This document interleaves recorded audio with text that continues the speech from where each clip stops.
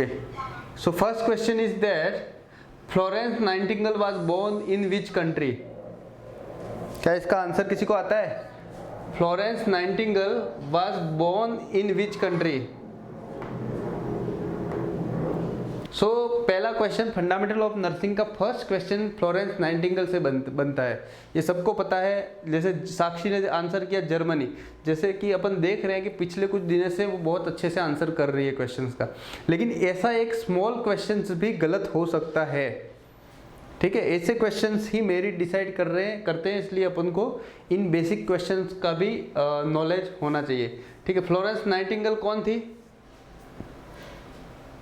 पहला कोई एमसीक्यू बनता है। पहले इस एमसीक्यू पे जाने से पहले इस पे लिटिल बिट मैं आपको बता दूंगा। फ्लोरेंस नाइटिंगेल क्या कौन थी? Founder of modern nursing. Florence Nightingale कौन थी? Founder of the modern nursing. पहला एमसीक्यू यहां से बनेगा, तो आप मेरे को उम्मीद है ये पढ़ने के बाद आज के बाद गलत नहीं जाएगा। इसका करेक्ट आंसर क्या है मैं बता दूं। सबसे पहले इसका करेक्ट आंसर है इटली, ठीक है। अब यहाँ पे जर्मनी तो अनएक्सपेक्टेड था, जर्मनी तो आंसर बनता ही नहीं था। हो सकता है कभी कभी स्टूडेंट कंफ्यूज हो जाता है, कंफ्यूज हो के क्या कर लेता है, फ्रांस आंसर कर देता है, क्योंकि फ्लोरेंस और फ्रांस को एक तरह मान के फ्रांस आंसर कर देता है। तो हो सकता है बाई चांस आपसे मिस्टेक हो गई, लेकिन जर्मनी यहाँ पे आंसर नहीं बनता है, इटली करेक्ट आंसर है। अब इटली में एक सिटी का नाम है फ्लोरेंस। क्या है? इटली में एक सिटी का नाम है फ्लोरेंस, जहां पे फ्लोरेंस नाइटिंगेल का बर्थ हुआ था या फिर वो वहां पे पैदा हुई थी, ठीक है। आपके एमसीक्यू का आंसर आपको मिल गया होगा। अब इस क्वेश्चन से रिलेटेड जो क्वेश्चंस और बनते हैं, पहला को आंसर तो आपको मिल गया, founder of the modern nursing बोलते हैं। किसको बोलते हैं? तो फ्लोरेंस नाइटिंगेल को बोलते हैं। सेकंड आपका क्वेश्चन ये बनता है, फ्लोरेंस नाइटिंगेल की बर्थ डेट क्या है? तो फ्लोरेंस नाइटिंगेल की बर्थ डे क्या है? आप फटाफट आंसर कर सकते हैं चैट सेक्शन में। ये क्वेश्चन भी बहुत एग्जाम में पूछा गया है। So what is the birth date of Florence Nightingale? 1820, very good. So date of the birth Florence Nightingale की थी 12 मई 1820। कहाँ पैदा हुई थी? इटली पैदा हुई थी, इटली के फ्लोरेंस सिटी में। तो 12 मई को उसकी याद में अपन बनाते हैं इंटरनेशनल नर्सेज डे। क्या बनाते हैं? International nurses day. यहाँ तक सबको पता होगा, बहुत बढ़िया, आपको भी पता है। अब कभी कभी क्वेश्चन ऐसे पूछ लेता है कि फ्लोरेंस नाइटिंगेल की डेथ एनिवर्सरी कब थी, फ्लोरेंस नाइटिंगेल की डेथ कब हुई थी। तो उसका करेक्ट आंसर बनता है, क्या आंसर है? फटाफट रिप्लाई कीजिए। What is the death anniversary of Florence Nightingale? Date of death कब है? 13 अगस्त 1910। 13 अगस्त 1910 को फ्लोरेंस नाइटिंगेल की क्या हो गई थी? डेथ हो गई थी। ओके, अब तक तो क्वेश्चन से ही पूछा गया है कि उसकी बर्थ कौन सी सिटी में हुआ था। तो फ्लोरेंस सिटी में, कौन से? इटली देश में, इटली कंट्री का नाम है इटली। अब इसकी डेथ कहाँ पे हुई थी? तो इसकी डेथ हुई थी इंग्लैंड में। इसमें इसकी क्या हो गई थी? डेथ इंग्लैंड में। सिटी कौन सी थी? तो लंदन। क्लियर है? पहले क्वेश्चन में आपके 3 से 4 एमसीक्यू क्लियर है। इसमें से फ्लोरेंस नाइटिंगेल से रिलेटेड क्वेश्चंस आता है, तो इसमें से ही आपको आंसर करना है। इन्होंने एक एनवायरमेंटल थ्योरी दी थी। क्या दी थी? Environmental theory. Agent host environment की जो थ्योरी दी थी, एनवायरमेंटल थ्योरी दी थी किसने? फ्लोरेंस नाइटिंगेल में। यहां तक कोई doubt? Second question, hospice is the treatment concept for. Second MCQ आप देख पा रहे हैं स्क्रीन पे। हॉस्पिस जो है, क्या है? हॉस्पिस। हॉस्पिस जो ट्रीटमेंट कंसेप्ट यूज करते हैं वो कौन से टाइप के पेशेंट के लिए यूज कर सकते हैं? Option A is the terminally ill cancer patient, option B is the cardiac patient, option C is psychiatric patient, option D is all of the above. तो हॉस्पिस केयर के बारे में आपने पढ़ा होगा पहले। फटाफट से आंसर कीजिए अगर आपको ऑप्शन पता है, ए बी सी डी, कौन सा करेक्ट आंसर है? डी, कंचन ने बोला D, all of the above. क्या साइकेट्रिक पेशेंट को हॉस्पिस थेरेपी या हॉस्पिस ट्रीटमेंट देते हैं? फटाफट से आंसर कीजिए। और भी, कंचन ने आंसर दे दिया आपने, फटाफट से। बाकी लोग कहाँ हैं? बार बार लॉग आउट क्यों हो रहे?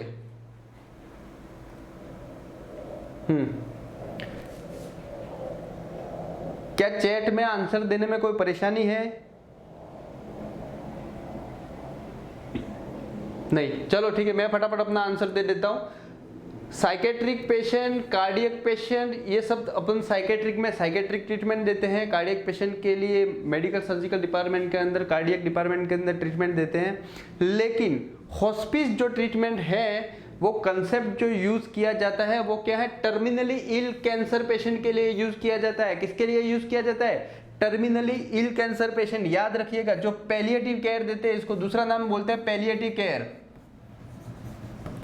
पैलिएटिव केयर, ठीक है, पैलिएटिव केयर। इसमें क्या किया जाता है? पेशेंट के पेन को कम किया जाता है, पेन लेवल को रिड्यूस किया जाता है,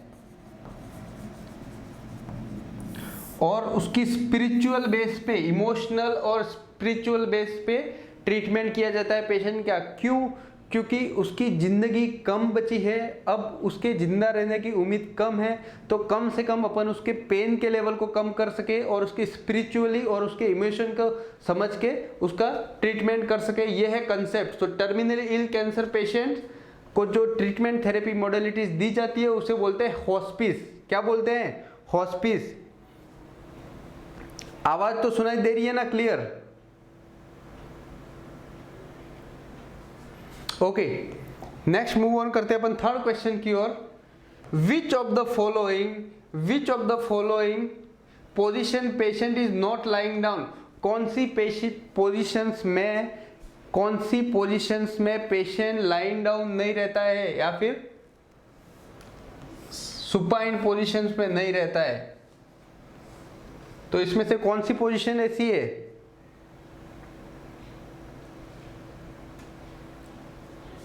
सी। साक्षी ने आंसर किया है बी। ओके, ये सिम्स पोजीशन है, उसका नाम है सिम्स लेटरल पूरा। तो इसका करेक्ट आंसर क्या है? इसका करेक्ट आंसर क्या है? पहला ऑप्शन था Trendelenburg position. What is Trendelenburg position? Trendelenburg position कौन सी कहलाती है? जब अपन हाइपोटेंशन में, कब? जब ब्लड प्रेशर कम हो जाए, हाइपोटेंशन में क्या करते हैं? हेड लो पोजीशन देते हैं। क्या करते हैं? हेड लो पोजीशन देते हैं। ब्लड प्रेशर कमी की वजह से अपन हेड लो पोजीशन देते हैं हाइपोटेंशन में, तब अपन ट्रेंडेलेनबर्ग पोजीशन यूज कर सकते हैं। तो ट्रेंडेलेनबर्ग पोजीशन में तो लाइंग तो रहेगा, पेशेंट सोता हुआ तो रहेगा, ठीक है। Sims lateral side line position में भी पेशेंट स्लीपिंग, सुपाइन पोजीशन या फिर स्लीपिंग पोजीशन में रहेगा। लेकिन रोज पोजीशन क्या है? चलो आगे रोज पोजीशन बता दो। टॉन्सिलेक्टोमी जब की जाती है पेशेंट की, क्या की जाती है? टॉन्सिलेक्टोमी। टॉन्सिलेक्टोमी में उसका क्या, शोल्डर के बिहाइंड, अंडर द शोल्डर क्या किया जाता है? उसको पिलो रखा जाता है और नेक के अंडर भी एक कुशन करके हाइपर एक्सटेंडेड पोजीशन दी जाती है। ओके, नेक का एक्सटेंशन किया जाता है, तो वो पोजीशन रोज पोजीशन होती है। रोज पोजीशन किस में यूज होती है? तो टॉन्सिलेक्टोमी में, टॉन्सिलेक्टोमी में। अब यहाँ पे बताओ फॉवलर पोजीशन। फॉवलर पोजीशन आपको सबको पता हो, 45 डिग्री से ज्यादा पोजीशन दी जाती है। इसमें पेशेंट की पोजीशन ये रहती है। कौन सी पोजीशन रहती है? ये पोजीशन रहती है। तो ये एक तरह से सिटिंग पोजीशन टाइप रहता है, Fowler position. Okay, so I hope आपका आंसर क्लियर हो गया होगा। जैसे कि अंजलि ने बताया था, करेक्ट आंसर दिया था, very good. Next question, fourth question की ओर मूव करते हैं अपन। सिंपल सा क्वेश्चन है, ये नर्सिंग ट्यूटर के एग्जाम में पूछा गया क्वेश्चन है प्रीवियस ईयर में। There are how many decilitre in 1 litre? 1 litre में कितने डेसीलीटर होते हैं, ये क्वेश्चन पूछा गया है। There is how many decilitre in 1 litre? फटाफट से आंसर पुट कीजिए। तो 1 लीटर में कितने ml होते हैं? 1 लीटर में 1000 ml होते हैं। आप हर रोज घर पे दूध लेते होंगे, 1 लीटर में 1000 ml होते हैं, तो 1 लीटर में कितने डेसीलीटर होंगे, ये क्वेश्चन से 1 लीटर में कितने डेसीलीटर होंगे, फटाफट आंसर कीजिए।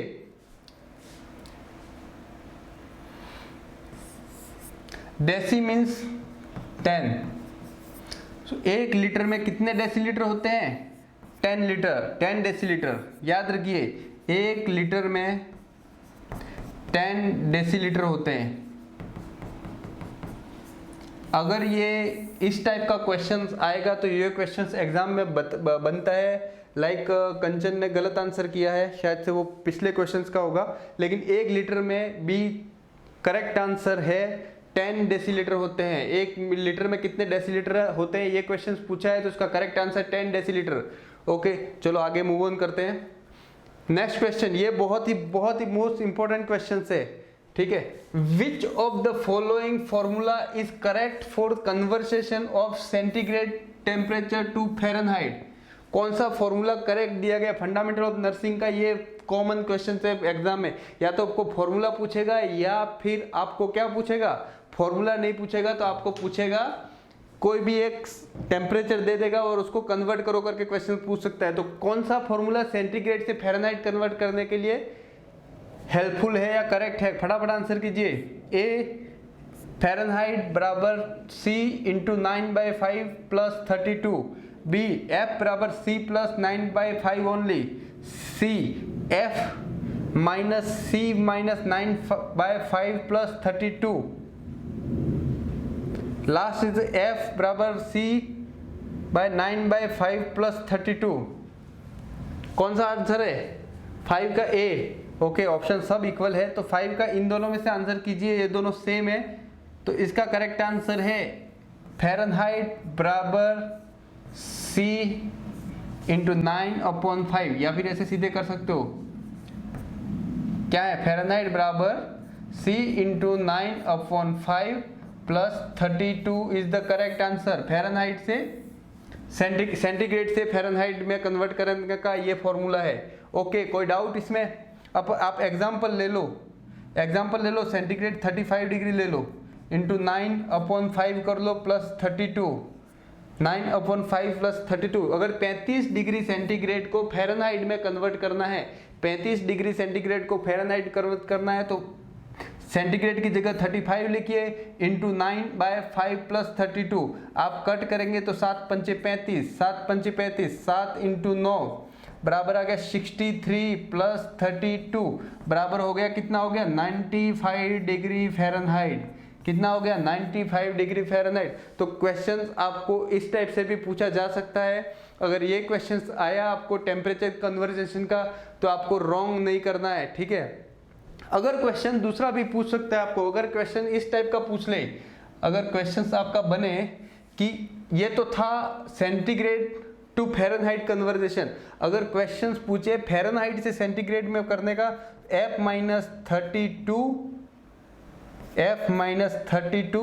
Into 5/9 into 5/9। अब सेम लिख लो, अगर फ़ारेनहाइट आप देख लो, फ़ारेनहाइट कितनी है, 95 का कैलकुलेट करो, 95 माइनस 32 लिखे इंटू 5/9, तो 95 में से 32 निकाले, 95 में से 32 निकाले तो कितने आते हैं, 63 इंटू 5/9, 7 9 63, तो 7 इंटू 5 बराबर कितना आ गया, आपका 35 आंसर, आपका 35 आंसर। कोई डाउट है, समझ में आ रहा है? बहुत ही इजी क्वेश्चन है, इसी टाइप के क्वेश्चंस आपके एग्जाम में आने की संभावना है फंडामेंटल ऑफ नर्सिंग से। नेक्स्ट देखेंगे, ये बहुत ही इजी आंसर है, इसका आंसर फटाफट दीजिए। When a drug is to be given at bad time, which of the following coded instruction is used? अगर एक बेड टाइम ड्रग है तो फिजिशियंस कौन सा इंस्ट्रक्शन देगा, AC, HS, OD, SOS? Okay, very good, B is the correct answer, HS। HS का मतलब है एट बेड टाइम। बहुत ही इजी क्वेश्चन है, इजी लगते होंगे, इसलिए मैं चाहता हूं कि ये क्वेश्चन 100% राइट हो, एक भी गलत नहीं हो, एट बेड टाइम। अब AC का मीनिंग क्या है, AC का फटाफट मीनिंग का आंसर दे दीजिए।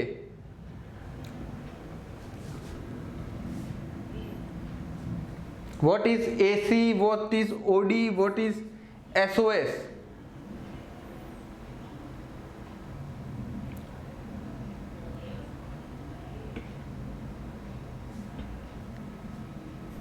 अंजलि ने आंसर किया है AC means once a day. मैं ये एक्सपेक्ट नहीं कर सकता इस टाइप के क्वेश्चंस आप गलत करोगे। AC before the meal, Anjali AC means in emergency, SOS means in emergency. चलो मैं आपको बता देता हूँ फटाफट। एसी मीन्स इसका आंसर है बिफोर मील। क्या है? बिफोर मील, खाना खाने से पहले। एचएस बता ही दिया, एट बेड टाइम, सोने से पहले। OD means once a day, कोई भी ड्रग को 24 आवर्स में एक टाइम देना को बोलते हैं ओडी। एसओएस, एसओएस का मतलब है when ever necessary.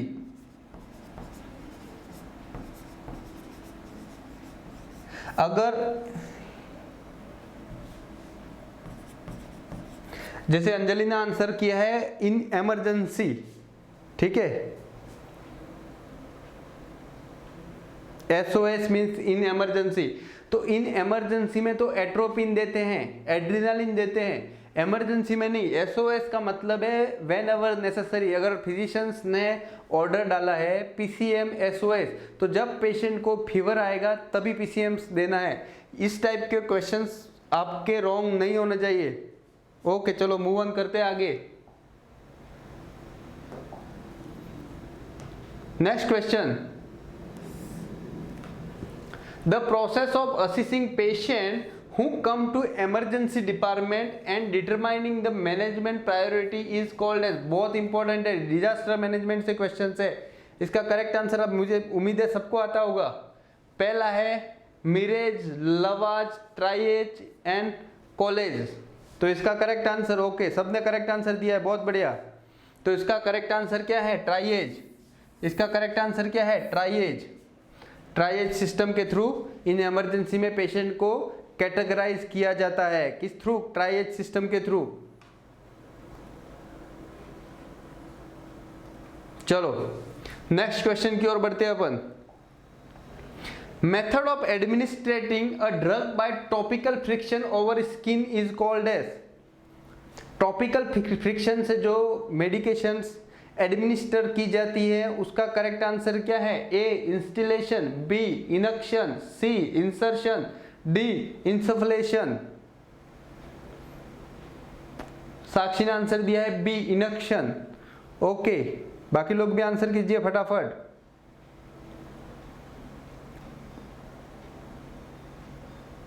B, B, very good, तीनों का करेक्ट आंसर है। ओके फटाफट, इंस्टिलेशन क्या कहलाता है, इंसर्शन क्या कहलाता है और इंसफलेशन क्या कहलाता है, उसका भी फटाफट आंसर कर दीजिए। B is the correct answer. कौन सा करेक्ट आंसर है यहाँ पे? B is the correct answer. इनक्शन, इनक्शन में क्या होता है? स्किन पे कोई भी जो क्रीम है वो क्या की जाती है? रब की जाती है। बाय किस मेथड से? फ्रिक्शन से। उसे बोलते हैं इनक्शन। इंस्टिलेशन मीन्स पोर करना। ओके, इंस्टिलेशन का एग्जांपल है आई ड्रॉप, आई ड्रॉप या फिर क्या है? Ear drop. Very good. Insertion, what is insertion? What is insertion and insufflation? चलो इंसर्शन का आंसर सबको आता है, फटाफट इंसफलेशन का आंसर दे दीजिए। इंसर्शन मैं बता देता हूं। इंसर्शन बॉडी ओरिफिस में कोई चीज को इंसर्ट करना बताता है इंसर्शन। कोई ड्रग लाइक सपोसिटरी, सपोसिटरी को जब रेक्टम में इंसर्ट किया जाता है जब पेशेंट को क्या है? कॉन्स्टिपेशन, तो इसका इंसर्शन का बता दूं example suppository. Insufflation, what is insufflation? Insufflation का आंसर है कोई पाउडर लाइक नियोस्पुरिन, आपको पता होगा, कैंडिड पता होगा। सो पाउडर को अपनी बॉडी पे अप्लाई करना को क्या बोलते हैं? इंसफलेशन। अब ये बहुत इंपॉर्टेंट क्वेश्चन है, इसका आंसर फटाफट दे दिए। Lund and Browder chart is used for which of the following condition? इसका करेक्ट आंसर फटाफट से दीजिए। वेरी गुड, बहुत बढ़िया। बाकी लोग भी अपना आंसर आने दीजिए। सी सी सी, ओके। तो ये जो चार्ट है इसके बारे में अपन डिटेल में बर्न्स के चैप्टर में पढ़ेंगे।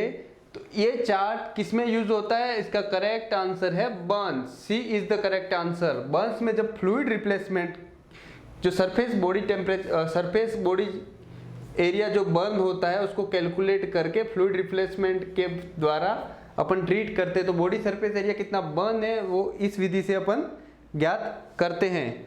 वो आगे अपन डिटेल में और पढ़ेंगे। इसका करेक्ट आंसर है सी, बहुत बढ़िया। Next, which measuring while measuring the blood pressure in upper arm, जब अपर आर्म में ब्लड प्रेशर मेजर करना है तो जो स्टेथोस्कोप का चेस्ट पीस है, स्टेथोस्कोप का जो डायफ्राम है, is placed over the which of the following artery? कौन सी आर्टरी से चेक करते हैं? इसका करेक्ट आंसर दीजिए फटाफट। साक्षी ने ऑप्शन दिया है option B, axillary, brachial, ulnar, radial. Which is the correct answer? B B B. Okay, so correct answer is the brachial. सबको पता होगा, फर्स्ट ईयर से भी आप स्टार्ट करते हो। ब्रेकियल के ऊपर क्या करते हैं अपन? स्टेथोस्कोप चेक करके जो साउंड आता है, चलो फटाफट आंसर कीजिए, उस साउंड को कौन क्या बोलते हैं? What is the name of that sound? जब आप मेजर करते हैं तो जो साउंड आता है, जो ईयर पीस में आपको सुनाई देता है, उस साउंड का नाम क्या? फटाफट आंसर कीजिए, आपको पता है क्या?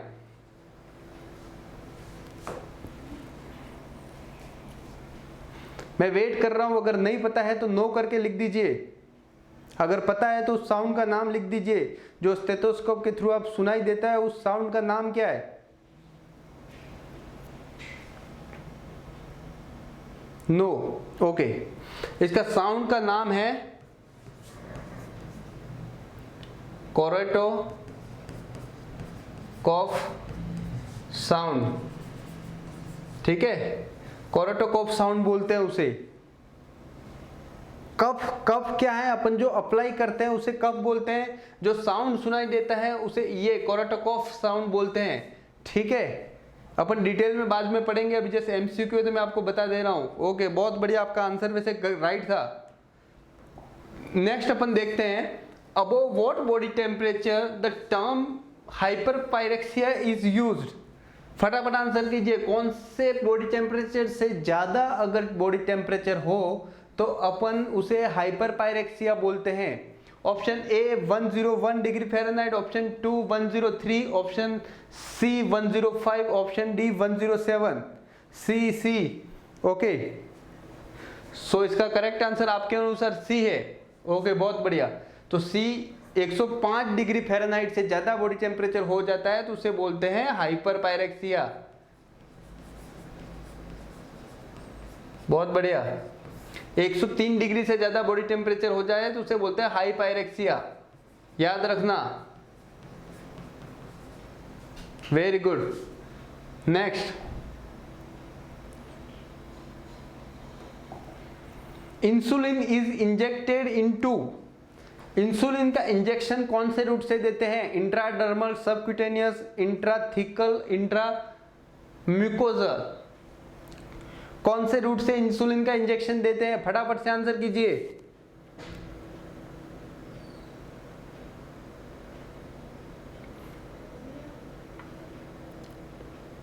B B B, okay, very good. So आपको ये तो पता है, बहुत बढ़िया, बहुत इजी क्वेश्चन है। अपन first year of the nursing से शायद इंसुलिन का इंजेक्शन देना तो आपने स्टार्ट कर दिया होगा और प्राउड फील किया होगा, मैंने पहली बार इंजेक्शन दिया, बहुत बढ़िया। लेकिन अब यहाँ पे दूसरा क्वेश्चन ये बनता है, इंसुलिन की जो सिरिंज होती है वो 1 ml में कितने यूनिट होती है? Contain how many unit? Basic question है, फटाफट आंसर कीजिए। जो इंसुलिन की 1 ml की सिरिंज है उसमें कितने यूनिट रेगुलर इंसुलिन अपन दे सकते हैं? उस पर कितने यूनिट मार्क किए होते हैं? 20 यूनिट। अंजलि पटेल ने कभी काम नहीं किया क्या? सिलवासा में तो बहुत काम करते हो, बता रहे हो यार आप लोग। 20 नहीं होता है, साक्षी ने करेक्ट आंसर दिया 40। ऐसे छोटे छोटे जो क्वेश्चंस है ना, वही आपका सिलेक्शन होना है या नहीं होना है वो निर्धारित करेंगे। ये चीज मेक श्योर करना, ठीक है। ये क्वेश्चन तो सब राइट करते हैं, अगर एक क्वेश्चन आपने गलत किया ना तो ये एक नंबर जो आप गेन करने वाले थे उल्टा आपने -3 कर दिया, ठीक है। तो यही एक नंबर आपकी मेरिट को 1000 कैंडिडेट के पीछे ला देंगे, क्योंकि ऑल इंडिया को आप एग्जाम क्रैक कर रहे हो। तो इस टाइप के आंसर जल्दबाजी नहीं करनी है, और इस टाइप के आंसर बिल्कुल गलत नहीं होने चाहिए। एग्जाम में ऐसे 20 से 30 क्वेश्चंस आएंगे जो आप विदिन 1 सेकेंड आप ऑप्शन आंसर कर दोगे, लेकिन ये ऐसा नहीं होना चाहिए। ध्यान रखना, 2 बार पढ़ो, ठीक है। नेक्स्ट देखेंगे अपन,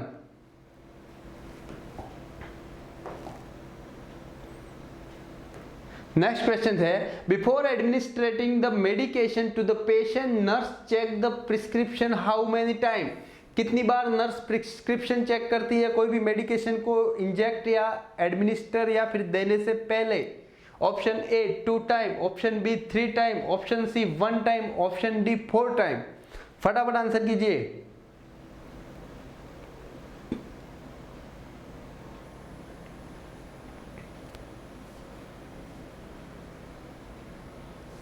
सी 1 टाइम, साक्षी बहुत बढ़िया। कंचन नेगी 1 टाइम, बहुत बढ़िया। अंजलि ने भी आंसर किया, एक ही आप मेडिकेशन को इंजेक्ट करने के बाद एक ही बार देखते हो, ये रॉन्ग प्रैक्टिस है।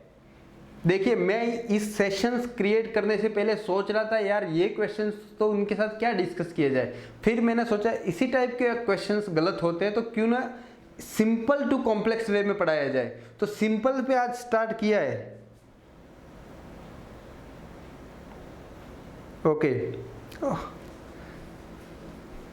सो 3 times, 3 time is the correct answer. कितने टाइम्स अपन को चेक करने हैं? 3 टाइम, ओके, क्लियर है। चलो नेक्स्ट, कितने टाइम अपन कोई भी मेडिकेशन को जब एडमिनिस्ट्रेशन करना है तो अपन को 3 टाइम देखना है, 1 टाइम नहीं देखना है, ओके। चलो नेक्स्ट क्वेश्चन रीड आउट कीजिए।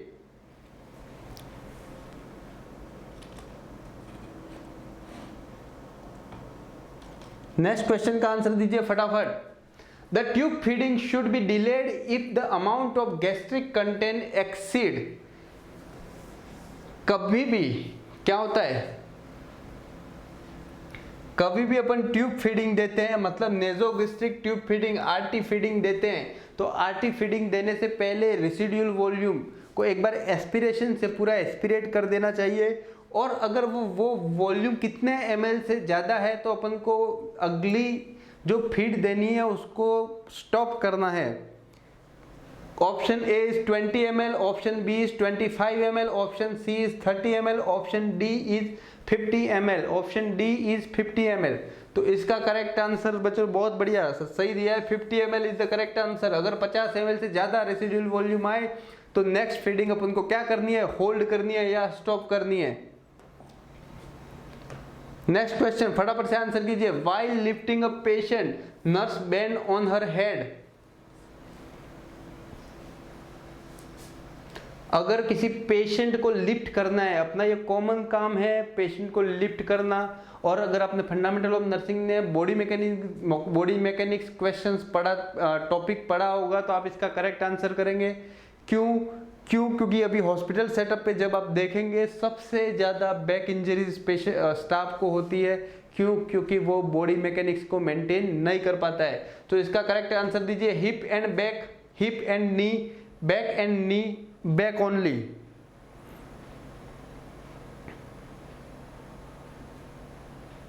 ओके, ऑप्शन बी आंसर आ रहे हैं बी। ओके, सो इसका करेक्ट आंसर क्या बनता है, हिप एंड नी। अगर जब आप किसी ऑब्जेक्ट या पेशेंट को जब उठाएंगे तो अपना हिप और नी जब बेंड करेंगे तो आपके ऊपर, आपके बैक के ऊपर वो एक्सट्रीम प्रेशर नहीं होगा और आपको बैक इंजरी होने से बच सकते हैं। तो इसका करेक्ट आंसर है hip and knee. Hip and back नहीं करना है, hip and knee is the correct answer. Next, ये बहुत ही इंपॉर्टेंट क्वेश्चन है। An informed consent is obtained from all preoperative patient to prevent. Consent क्यों लिया जाता है प्री ऑपरेटिव पेशेंट से? किससे बचने के लिए कंसेंट लिया जाता है? To prevent from complication, to prevent from infection, to prevent any fall, और D is the legal implications. फटाफट से आंसर कीजिए। ओके, बहुत बढ़िया, सबने आंसर दिया है option D. So to prevent from legal implication, legal case होने से बचने के लिए अपन इन्फॉर्म कंसेंट लेते हैं। बहुत बढ़िया। एक रिसर्च से क्वेश्चन आया था, अगर पेशेंट बिलो 18 ईयर है, पेशेंट बिलो 18 ईयर है, तो उससे जो माइनर कंसेंट कहलाता है, माइनर कंसेंट जो लेते हैं उसे क्या बोलते हैं? तो उसे बोलते हैं असेंट। रिसर्च की टर्मिनोलॉजी के अनुसार असेंट बोलते हैं उससे, अगर माइनर पेशेंट का कंसेंट लेते हैं तो। ओके, चलो नेक्स्ट। What is cyanosis? इसका आंसर सबको पता होगा। What is cyanosis? फटाफट से आंसर कीजिए। What is cyanosis?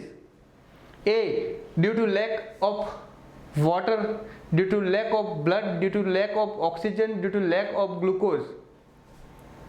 C. Okay, so correct answer is lack of oxygen. Oxygen की कमी से स्किन में जो ब्लूइश डिस्कलरेशन आ जाता है उसे बोलते हैं साइनोसिस। साइनोसिस का मीनिंग क्या है? Bluish discolouration of skin.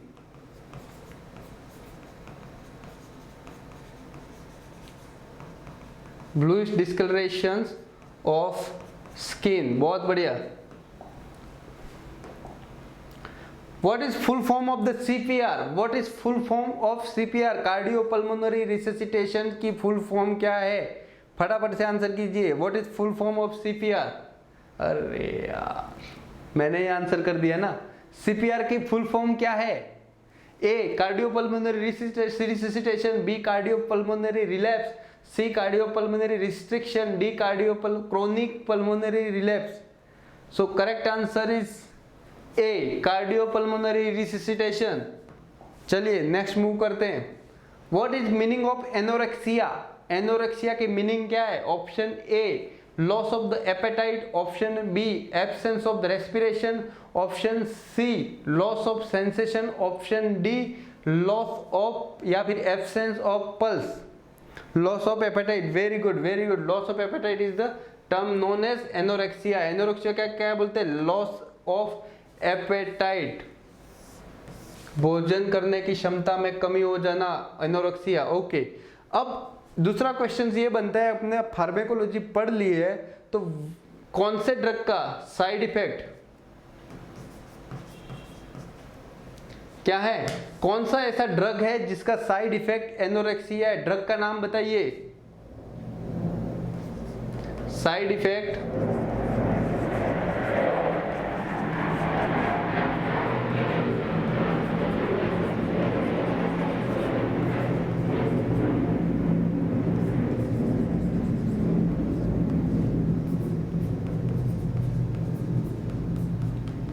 फटाफट से आंसर कीजिए। डिजॉक्सिन। डिजॉक्सिन, चलो पढ़ाना, फार्मेकोलॉजी पढ़ाना बहुत बढ़िया रहा, आप सबको समझ में आया है, बहुत बढ़िया, वेरी गुड।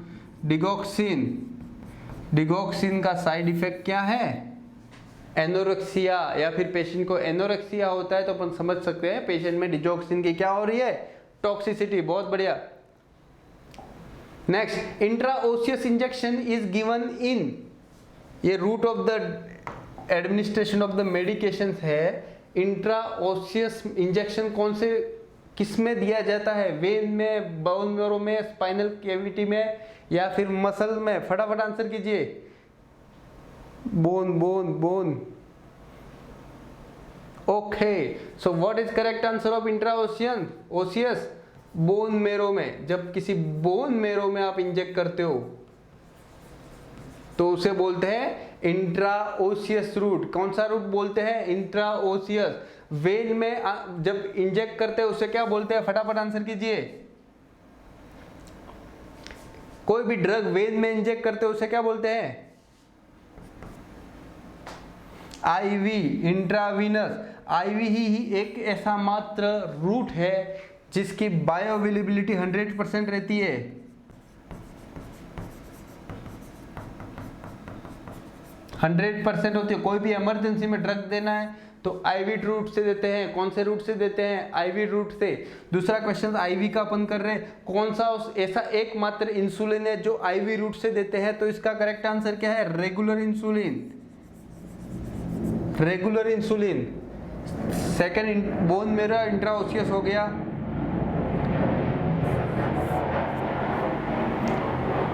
जब किसी ड्रग को स्पाइनल कैविटी या स्पाइनल कॉर्ड में इंजेक्ट करते हैं उसे क्या बोलते हैं? फटाफट आंसर कीजिए। स्पाइनल कैविटी और मसल का दोनों का फटाफट आंसर कीजिए। इंट्राथिकल। बहुत बढ़िया, इंट्राथिकल। मसल में इंजेक्ट करते हैं उसे क्या बोलते हैं? सबको पता होगा, इंट्रामस्कुलर। ओके, बहुत बढ़िया, वेरी गुड। नेक्स्ट अपन मूव करते हैं। Normal respiratory rate of the neonate. फटाफट आंसर कीजिए। नियोनेट की नॉर्मल रेस्पिरेटरी रेट कितनी होती है? A 40 to 60 breaths per minute, 80 to 160 breath per minute, 16 to 20 breath per minute, 20 to 30 breath per minute.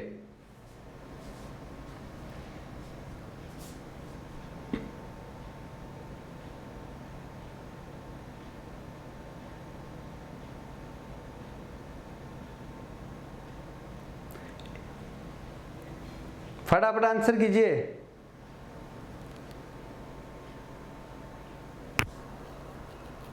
इसमें कोई डाउट है क्या? जब बच्चा पैदा होता है तो उसे क्या बोलते हैं? नियोनेट या फिर न्यूबॉर्न टिल 28 डेज। कब तक? 28 डेज। जब नियोनेट पैदा होता है तो उसकी रेस्पिरेटरी रेट होती है, वो होती है 40 to 60 breaths per minute. A is the correct answer. 80 to 160 breath आज तक कोई नहीं ले पाया। 16 to 20 ब्रेथ बोले तो एडल्ट की होती है। किसकी होती है? एडल्ट की। ये भी रॉन्ग है। ओके,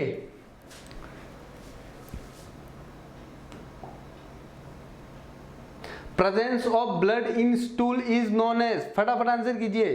स्टूल में जब ब्लड प्रेजेंट होता है उसे क्या बोलते हैं? लोकिया, मलिना, हेमेटमेसिस, हिमोप्टेसिस। जब ब्लड स्टूल में पाया जाता है उसे क्या बोलते हैं? बी मलिना। Very good. चलो एक और क्वेश्चन पूछता हूं। सेम क्वेश्चन है। प्रेजेंस ऑफ ब्लड की जगह अपन लिख देते हैं फ्रेश ब्लड इन स्टूल को। इस टर्म को क्या बोलते हैं? फटाफट आंसर कीजिए। Presence of fresh blood in stool को क्या बोलते हैं?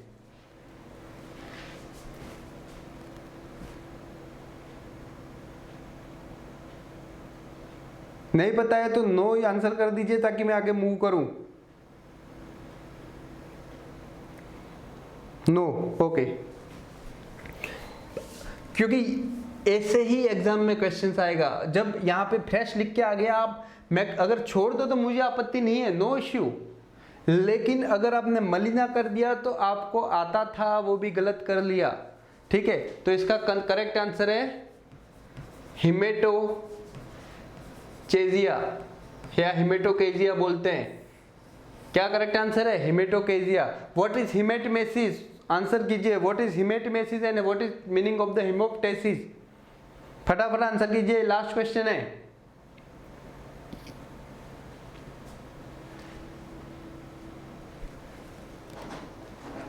फटाफट बताइए।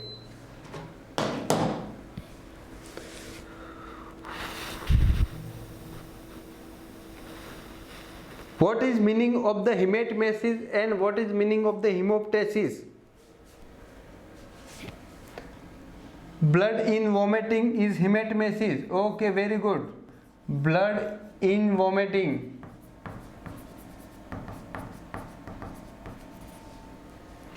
Blood in sputum. Okay, very good. यहाँ पे कंफ्यूज नहीं होना है हिमोप्टेसिस और हेमेटमेसिस में, इसीलिए मैंने क्वेश्चंस पूछा है। हिमोप्टेसिस मतलब क्या है? Blood in sputum.